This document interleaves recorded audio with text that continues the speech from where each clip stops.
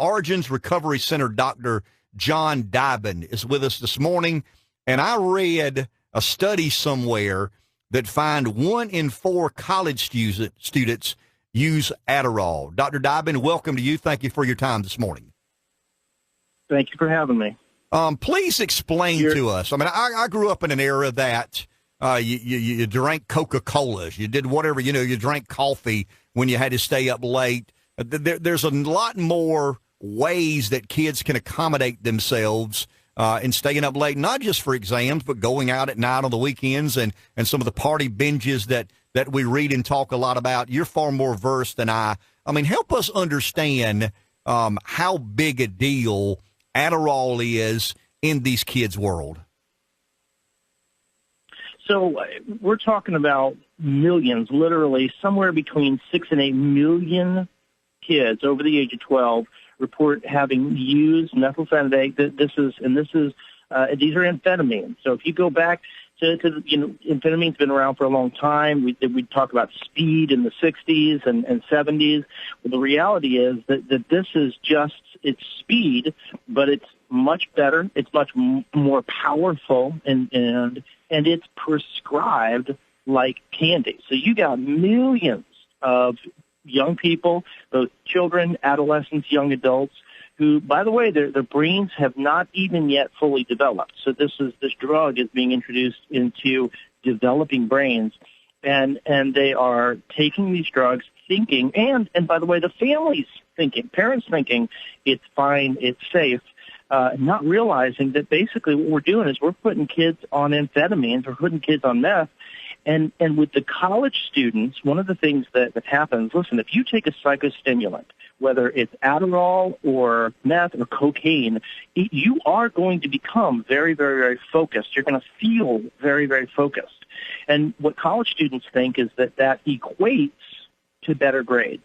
And what research has shown is that, yes, you feel more focused, and yes, you will sleep less, but that actually does not result in better grades. And in fact, in some studies, there seems to be indication that it results in worse grades. But not only does it not help these people who are, taking it for trying to stay up all night, it also has a high addictive potential, so people can develop addiction to it. And prolonged use, especially heavy prolonged use, has all sorts of long-term consequences: heart disease, insomnia, anxiety disorders, depressive disorders. One of the things that I've seen myself is psychosis in young people because if you stimulate the brain enough, especially if you have a predisposed condition, but even if you don't, if you stimulate the brain enough, the result, especially if there's not enough rest, it can be psychosis. And so we're seeing this in young people. So the key that we've got to take away from this, and that parents and families need to understand, is that this is not some benign medicine or vitamin that's given to them by a doctor. These are powerful drugs with serious potential consequences. Dr. Dyben, I'm a layperson in regards to what you're talking about. I'm not a physician. I'm not medically trained. I'm not sociologically trained to understand the effects. I do understand, however, the social trends and how they incorporate themselves into this debate. There's almost an acceptance of this now on college campuses in particular. I've got a couple of college, they're a little past college age, but they're talking about how mainstream and readily available these are, and they appear to be the norm. I mean, there was a day in my youth that these sorts of things raised red flags. We became alarmist about these things, right. And now I'm perceiving it to be, maybe I'm a fuddy-duddy older guy, but I perceive it, and what freaks me out and scares me to death is the kind of the mainstreamness of these Adderalls, that's not a big deal. Everybody does it. I mean, you mentioned how many kids. What are the long-term effects of this? What are we doing to these kids? How dangerous is this when they are 30 or 35 or 40 or 45 trying to be productive careerists and people, working themselves into the real world? And that's what, there are, the long-term effects have been studied and looked at, but there aren't really great studies on long-term effects, especially when we start these drugs in children, which is one of the most disturbing things. We give these drugs to our children without really understanding how it's going to affect the brain. But the things that we have seen correlations with, we have seen increased rates of heart disease, increased rates of chronic mental health conditions, specifically anxiety disorders and depressive disorders, major depressive disorders, chronic insomnia, and again, the psychosis. Most of the time when we see somebody have a psychotic episode, they're having delusions, they're having hallucinations. Most of the time, if you can get the person off the drugs, that will go away.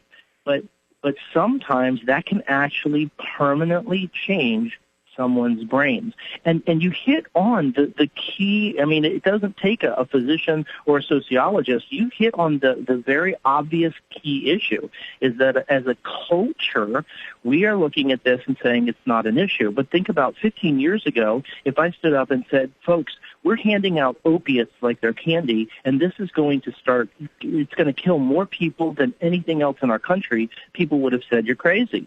But today, in 2018, if you are an adult 50 or under in the United States, you are statistically more likely to die from drug overdose, mostly opiates, than anything. So we're just starting to wake up to this. Hopefully, we will not have the same thing 10 years from now saying, oh, my God, I can't believe we never did anything about these psychostimulants, these amphetamine-based drugs. Hopefully we'll wake up now and begin to realize that they are powerful and dangerous, and we're overusing them. Dr. Dyben, we really appreciate your time. Been very informative, very helpful, and we talk a lot about the opioid epidemic, the realities that lie within, and I'm with you. It's very cultural in concept. There is an acceptance that we have as our society that these things are fairly harmless, and indeed you're telling us from an educated perspective they're absolutely something that could eventually harm an entire generation. Absolutely. Thank you very much, sir. Appreciate your time. Thank you so much. We'll talk Absolutely.